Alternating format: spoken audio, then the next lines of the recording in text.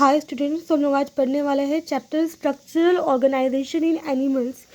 इसका मतलब क्या है? स्ट्रक्चरल मीन्स इसको हम क्या बोलते हैं? रचना।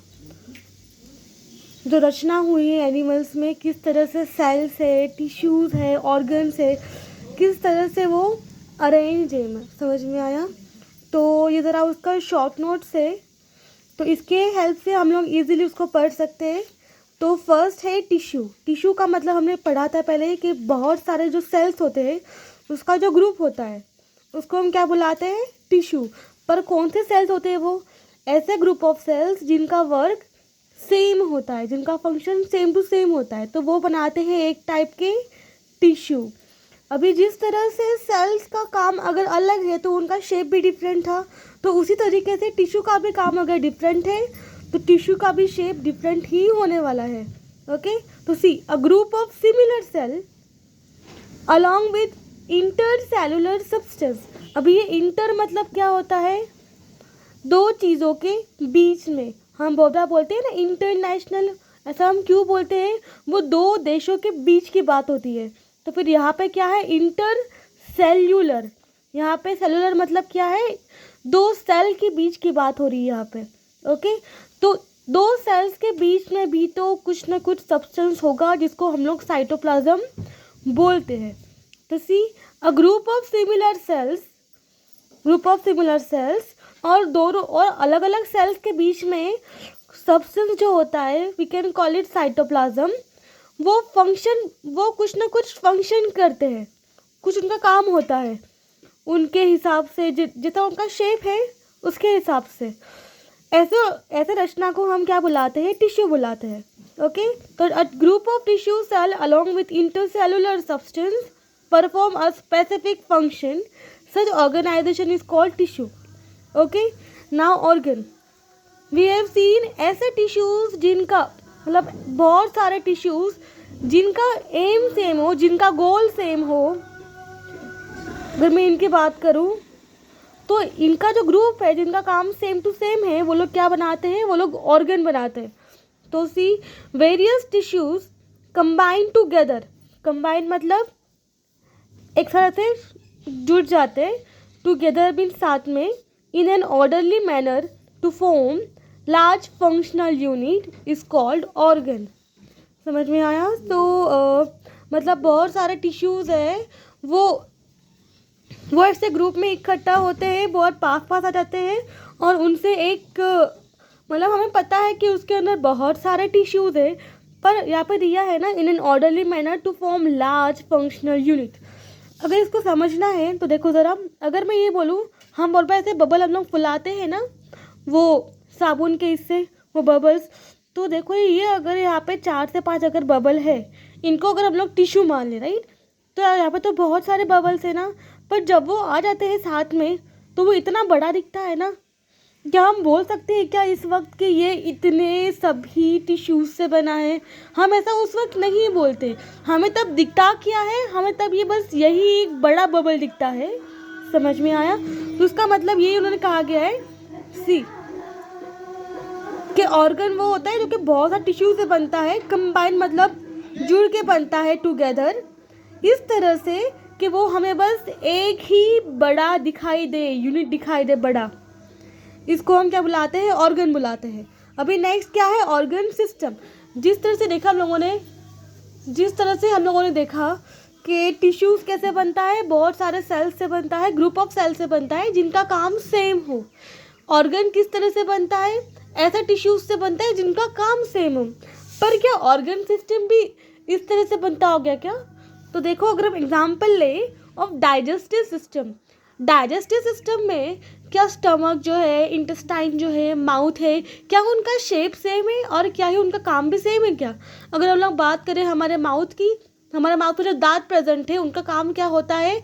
खाने को तोड़ना, राइट। हमारा जो सलाइवा है, सलाइवा मतलब क्या होता है? जो थूक निकलता है, उसका काम क्या होता है? जिस तरह से हम कोई खाना पकाते हैं तो कैसे उसमें पानी डालना ज़रूरी होता है, राइट। तो उसी तरह से हमारे बॉडी में जो है वो सलाइवा इम्पॉर्टेंट है। सलाइवा से अभी होगा क्या हमारे माउथ में?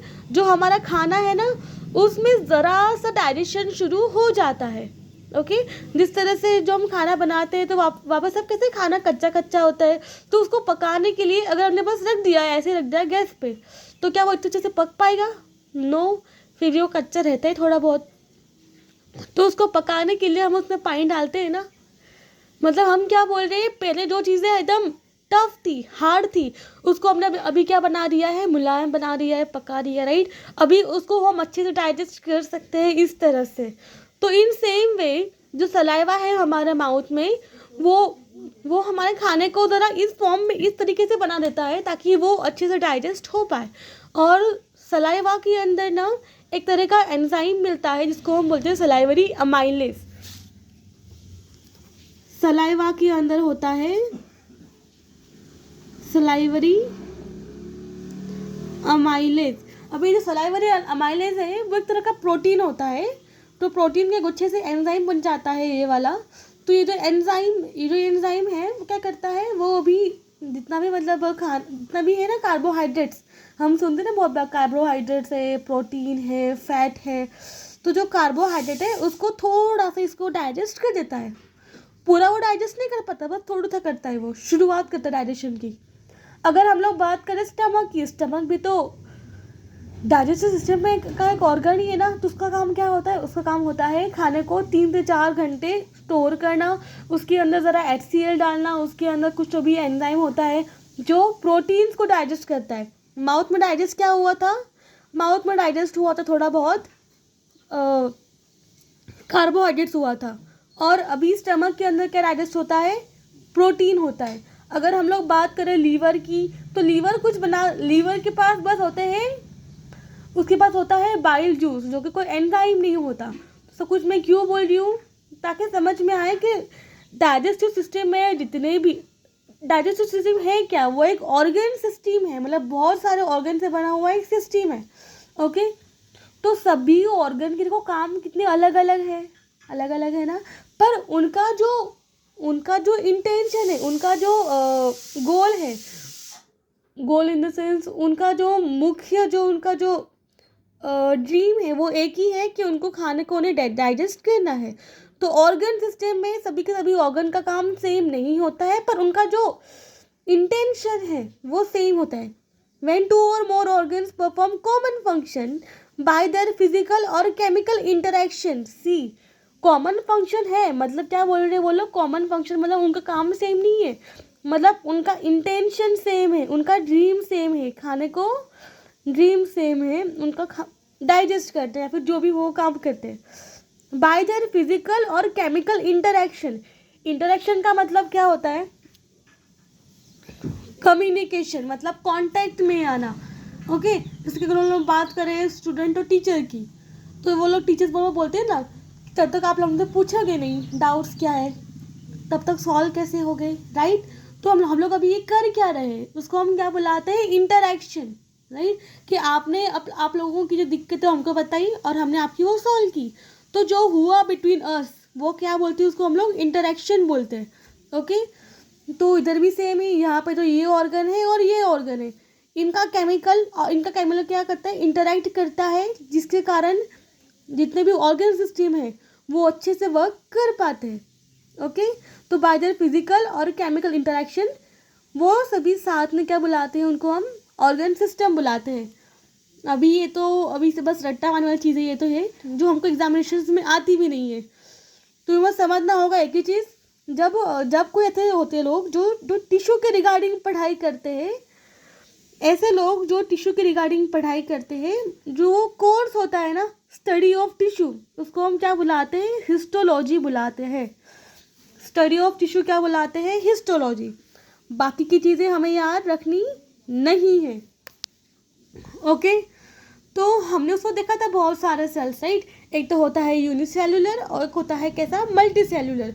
अभी टिश्यू किस चीज़ से बना है, बहुत सारे सेल्स से बना है ना, मीन्स ये जाहिर सी बात है, अभी हम पढ़ने वाले क्या है, multi cellular organism.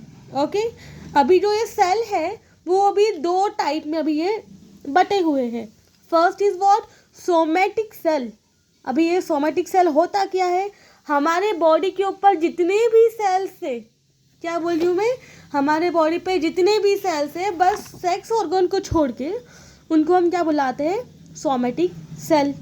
Okay, body cell present all over the body except reproductive organ, मतलब वो ऑर्गन जो कि बेबी प्रोड्यूस करने में हमें हेल्प करते हैं, वो ऑर्गन्स को छोड़ के बॉडी पे जितने भी सेल्स हैं उनको हम क्या बुलाते हैं, सोमेटिक सेल्स बुलाते हैं। और जर्म सेल, इसको हम और इतना बोलाते हैं, वो है सेक्स सेल। ये वो सेल होते हैं जो हमें बेबी प्रोड्यूस करने में हेल्प करता है, तो उनको हम क्या बुलाते हैं, सेक्स सेल और जर्म सेल। ओके, सो हमने देख लिया कि सेल दो टाइप में बटा हुआ है, सोमेटिक सेल और जर्म सेल। सो अभी हम देखते हैं कि टाइप ऑफ टिश्यू, कि जिस तरह से सेल्स में कैसे टाइप थे ना, कि ये यूनिसेलुलर सेल है, प्रोकैरियोटिक सेल है, यूकैरियोटिक सेल है, वो सेल्स के टाइप ही थे ना, राइट।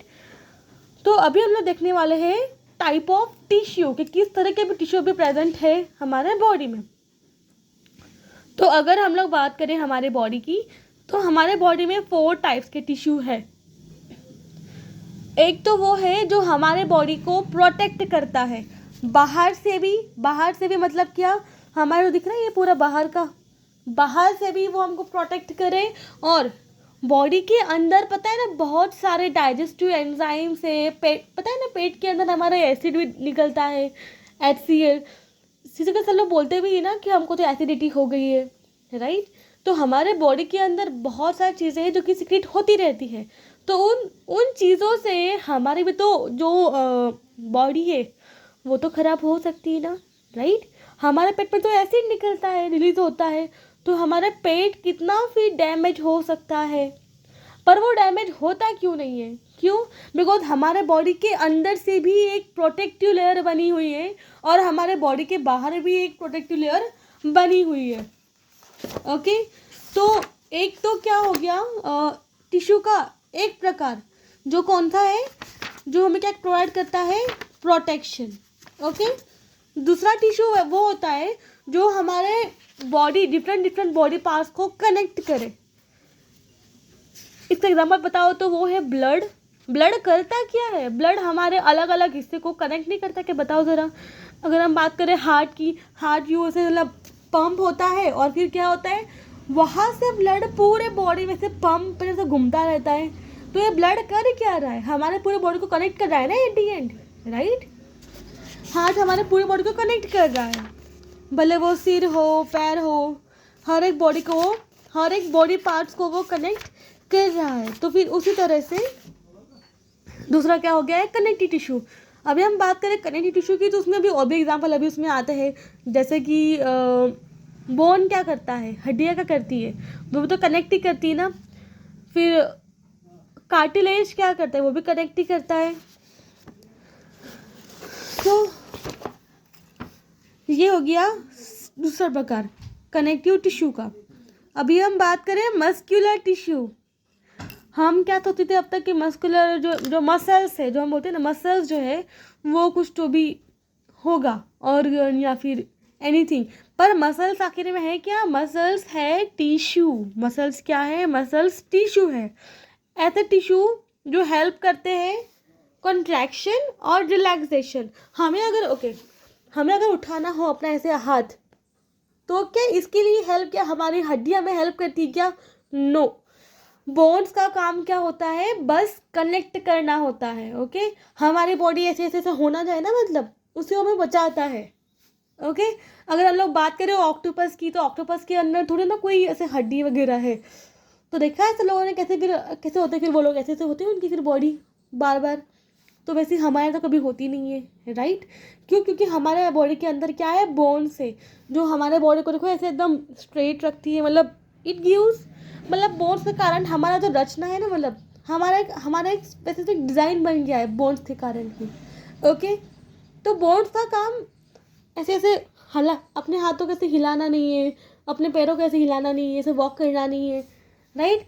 तो ये काम आखिर में है किसका, मैं ऐसे कर पा रही हूँ तो क्यों कर पा रही हूँ, तो उसका रीज़न क्या है, मसल्स किसको अटैच्ड है, मसल्स डायरेक्टली जुड़े हुए हैं बोन से। समझ में आया? तो जितने भी है ना, मतलब जैसे कि सोचो, हमने अगर सोचा कि हमें अपने हाथ से भी उठाना है, तो फिर हम कैसे उठा पाते हैं? दिमाग में जो भी चल रहा है हमारे बात, वो बातें कहाँ पे आई? वो बातें हमारे मसल्स में आई, ना कि हड्डियों में। वो बात कहाँ पे आई? मसल्स में आई, तभी जाके हम ऐसे उठाया अपने हाथ। देखो अभी, राइट? तो मसल्स का काम क्या है? कॉन्ट्रैक्ट होना और रिलैक्स होना। ओके, मतलब मूवमेंट करना। तो वो कैसे होता है सब कुछ, वो हम देखने वाले हैं इन लास्ट चैप्टर। अभी नेक्स्ट है न्यूरल। ओके, नेक्स्ट है अभी न्यूरल टिश्यू। तो ये ऐसे टिश्यूज होते हैं जो हमारे, ओके, तो जो चीज़ें हमने अपने दिमाग में सोची थी, वो बातें इन मसल्स तक भी तो कैसे पहुंची? मसल्स तो भी यहाँ पे है, राइट? तो बातें भी यहाँ पे कैसे पहुंची? तो कुछ तो भी तो ट्रांसपोर्ट होगा ना। जिस तरह हमको अगर कहीं जाना हो कभी बाहर घूमने के लिए, तो कैसे वहाँ पे बहुत सारे तरीके हैं अभी, है ना? वहाँ पे हमारे लिए कार पॉसिबल है, ट्रेन पॉसिबल है, बस पॉसिबल है, राइट? अवेलेबल है। तो उसी तरह से हमारे बॉडी में भी इसी तरह से होती है अवेलेबल ट्रांसपोर्टेशन सिस्टम। तो वहाँ पता है कौन होते हैं? न्यूरल टिश्यू होते हैं। न्यूरल मतलब क्या होते हैं? ब्रेन से रिलेटेड टिश्यूज होते हैं। समझ में आया? न्यूरल टिश्यू जो कि हमारे माइंड में होते हैं, जो हमारे पूरे बॉडी पार्ट्स तक सिग्नल भेजने में जो होते हैं ना, सभी वो सब न्यूरल टिश्यू ही होते हैं। ओके, हमें देखने वाले हैं डिटेल में है हर एक चीज़, सो डोंट वरी। तो अभी हम लोग एक बार आपस में रिवाइज करवा रही हूँ। टिश्यूज़ के 4 टाइप है। फर्स्ट, वो जो हमारे बॉडी को बाहर से भी और अंदर से भी प्रोटेक्ट करे। अभी प्रोटेक्ट करने वाला तो एक सिंपल सी बात है, उसके अंदर जो 2 सेल्स के बीच में जो होता है ना, गैप होता है ना प्रेजेंट, इंटरसेल्यूलर, एक तो वो गैप कम होना चाहिए, राइट? गैप कम होना चाहिए। और दूसरी बात, उसके अंदर जितना भी जो हम वो बोलते हैं ना फ्लूइड, मतलब जो बोलते हैं साइटोप्लाज्म, वो बहुत ही कम होना चाहिए। कम क्यों? मैंने पहले कहा था कि जो चीज़ें एकदम स्ट्रांग होती है उनके अंदर पानी कम होता है, राइट? और उनके अंदर गैप वैसे बहुत कम होती है ना? अभी आप ही बताओ कौन सी दीवार ज़्यादा मजबूत होगी? जिसके अंदर बहुत सारा गैप है वो, कि जिसके अंदर कोई गैप नहीं है वो? जाहिर सी बात है, जिसमें गैप नहीं है वही। मतलब 2 सेल्स के टिश्यूज़ किससे बना है? बहुत सारे सेल्स से बना है। मतलब 2 सेल्स के, मतलब हर एक सेल्स के बीच में गैप नहीं होना चाहिए। अगर होगा भी तो बहुत कम से कम होना चाहिए। और दूसरी बात, जो हम बोलते हैं ना साइटोप्लाज्म, वो तो नहीं होना चाहिए। ओके, बिकॉज अगर रहा साइटोप्लाज्म, फिर तो वो पोर्शन, तो फिर तो वो जो भी वो टिश्यू है वो तो कैसा हो जाएगा? फिर वो तो मुलायम हो जाएगा। फिर कैसे फिर वो प्रोटेक्ट कर पाएगा, राइट? तो वो जो बोलिए ना प्रोटेक्टिव जो है टिश्यू, उनको हम क्या बुलाते हैं? उनको हम बुलाते हैं एपिथेलियम। एपिथेलियम जो हमें कवर भी करता है और प्रोटेक्टिव टिश्यू भी है। ओके, नेक्स्ट हमने क्या कहा था? वैसे टिश्यूज जो कनेक्ट करता है बॉडी पार्ट्स को, तो कनेक्ट करता है, स्ट्रक्चर सपोर्ट भी करता है। उसके मैंने कहा ना बोन्स में सपोर्ट भी करता है। और ट्रांसपोर्ट, इसका मतलब पता है क्या है? ट्रांसपोर्ट मीन्स ब्लड का काम क्या होता है? ब्लड बस हमारे बॉडी को कनेक्ट, पता है क्यों करता है ब्लड? ताकि जो हमने ऑक्सीजन लिया हमारे बॉडी में नोज के थ्रू, नाक के थ्रू, वही ऑक्सीजन हमारे बॉडी के हर एक सेल तक पहुंचनी चाहिए। मैंने ये नहीं कहा कि ऑर्गन, मैंने कहा कि हर एक सेल तक पहुंचनी चाहिए, राइट? तो वो कैसे होगा? जो ब्लड है ना, ब्लड के अंदर जो रहता है ना आरबीसी, अभी आरबीसी का शेप क्या होता है? By concave, right? ये उसका शेप था। तो यहाँ पे जो बाई कॉनकेव उसका जो शेप था, उसके अंदर क्या आते थे? हीमोग्लोबिन आते थे। और एक हीमोग्लोबिन वो एक प्रोटीन है। ओके, वो जो हीमोग्लोबिन है एक, वो अटैच हो जाता है, वो जुड़ जाता है 4 ऑक्सीजन के साथ, ऊपर से 2 और नीचे से 2। ओके, तो मतलब ब्लड के अंदर क्या होता है? आरबीसी सेल होती है, मतलब क्या? रेड ब्लड सेल होती है, उसके ऊपर लगा होता है हीमोग्लोबिन। मीन्स हीमोग्लोबिन के द्वारा पूरे बॉडी में हर एक सेल के पास जाता क्या है? वो है ऑक्सीजन। बस ऑक्सीजन की ये बात नहीं है, जो हम खाना खाते हैं, जो हमने डाइजेस्ट किया है, राइट, तो जो खाना हम डाइजेस्ट कर दिया है वो अभी हर एक सेल के पास कैसे पहुंचता होगा? ब्लड के द्वारा ही पहुंचता है। ओके, तो मतलब O2 को ट्रांसफ़र किया नाक से लेके पूरी बॉडी तक, खाने को जो हमने डाइजेस्ट किया है वो भी ट्रांसफ़र किया हर एक सेल तक, राइट। तो फिर उसका तो फिर यहाँ पे क्या हो गया एग्जाम्पल? अभी ब्लड हो गया एग्जाम्पल। ओके, सपोर्ट का एग्जाम्पल क्या आ गया? बोन्स। कनेक्ट का एग्जाम्पल अभी क्या आ गए? सभी उसके अभी एग्जाम्पल हो चुके हैं, ब्लड हो, बोन हो, लिगामेंट हो। स्ट्रक्चर के लिए कौन अभी इम्पॉर्टेंट है? बोन और कार्टिलेज। ओके, थर्ड के कहा मैंने मस्कुलर, और फोर्थ के कहा मैंने न्यूरल। तो 4 टाइप के टिश्यूज़ है। फर्स्ट इज एपिथेलियम, प्रोटेक्टिव के लिए। सेकंड इज कनेक्शन के लिए, connective tissue. Third is muscular organ, मतलब muscular tissue. And fourth is neural tissue.